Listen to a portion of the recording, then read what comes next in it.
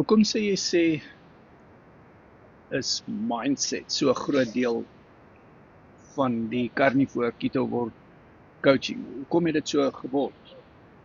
55% van ons bootcamps gaan oor mindset. Hoekom dink jy is dit? Hoekom het dit so uitgedraai? Samesyn. Die ouens begin mekaar leer ken en dit is 'n heeltemal oop vloer gesprek. Dit het niks te doen met biologie. Dit is 'n oop vloer gesprek waar almal mekaar leer ken in hulle omstandighede. Jou eie huis byvoorbeeld, as jy die enigste een is wat op die dieet gaan, dan is daar nie die ondersteuning nie.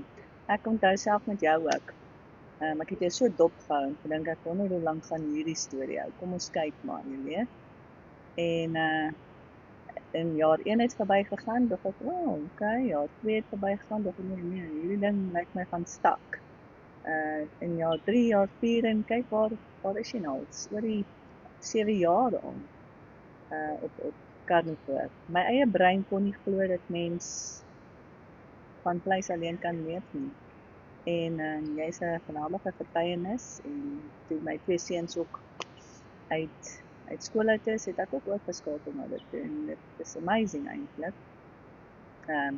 Ja, so dit is, as daar nie 'n ondersteuning in jou eie huis is nie, gaan jy val. En dit is waar mindsets, die bootcamps en mindsets so belangrik is, want jou leer ken en jou ondersteun en jou help en bemoedig en jy hoor ook daar's mense met dieselfde probleme as jy en jy kry raad en jy sien hoe hulle groei, hoe hulle gewig verloor en hoe gesond hulle word.